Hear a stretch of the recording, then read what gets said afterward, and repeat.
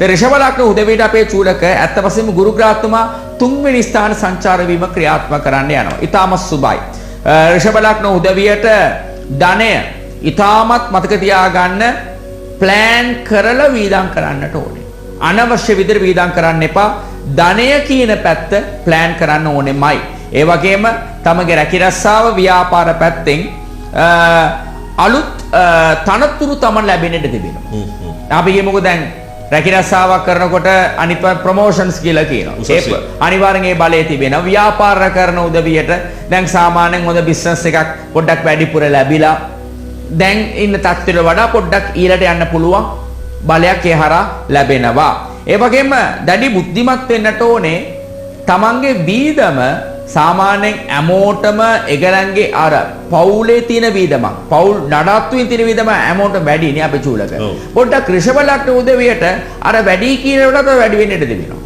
ඒකට පොඩ්ඩක් කල්පනාවෙන් ඒක බුද්ධිමත්ව ක්‍රියාත්මක වෙන්නට ඕනේ, කන්ට්‍රෝල් කරගන්න. ඒ වගේම තමන්ගේ සෞඛ්‍යයට තමන් ප්‍රමුඛතාවයක් දෙන්න උත්සාහ කරගන්නට ඕනේ. පිටරට සම්බන්ධ ඕනෑම කටයුතු ටික ඉතාමත් බලවත්ව ක්‍රියාත්මක වෙනවා. ඒක තමන්ව හොයාගන්න පුළුවන් හැකියාවක් වාසනාවක් මේ ගුරු මාරුවෙන් තමන්ට ලැබෙනවා. ඉවසීම කටයුතු කරගන්නට ඕනේ. තමන්ගේ ක්‍රියාවේ සහෝදරයන්ගේ, ඒ කියන්නේ බාල සහෝදර සහ සහෝදරයන්ගේ අර ඍණාත්මක පැත්ත අවුල් කරගන්න නැතුව ඉන්නට ඕන. ඍණාත්මක බලපෑමක් සිදුවීමට තිබෙනවා. තමන් ක්‍රියාව ඉතාම කල්පනාවෙන් ක්‍රියාත්මක කරගන්නට ඕනේ. එතකොට තමනුත් 6 වෙනි මාසේ 18 වෙනිදා ඉඳලා ඔගස්ට් 2 වෙනිදා දක්වා බුද්ධිමත් වෙන්න ඕනේ බව සඳහන් වෙනවා.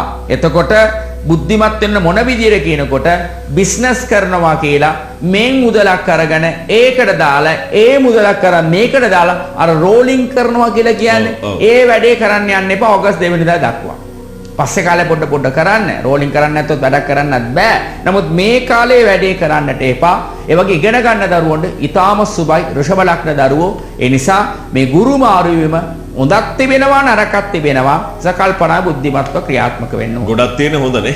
ඔව් හොඳක් තියෙනවා. ආචාර්යතුමා දැන් ඔය මේ තමන්ගේ ජන්ම කේන්ද්‍ර පත්‍රය අනුව මේක වෙනස් වෙන්න පුළුවන්ද නැත්නම් බහුතරයකට මේක මෙහෙම තමයි? බහුතරද මෙහෙම තමයි අපි චූලක. අර තපේ කේන්ද්‍ර හනුව අර අපි කියනවා දශාව ග්‍රාහික සංචාර වීම දශාව හනුව පොඩ්ඩක් අඩු වැඩි වෙන්න පුළුවන්. වොලියුම් එක පොඩ්ඩක් වැඩි වෙන්න පුළුවන්, වොලියුම් එක අඩු වෙන්න පුළුවන්. ඒ අරගෙන පොදුවේ ගොඩක් දෙනෙක් පොදුවේ මේක හරි 100%ක් ඒගලන්ට ඒ බලපෑම සිදු වෙනවා.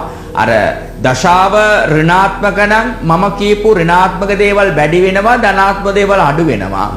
දශාව සුබ නම් මම කියපු ධනාත්මක දේවල් වැඩි වෙනවා, ඍණාත්මක දේවල් අඩු වෙනවා. ඔන්න මෙච්චරයි.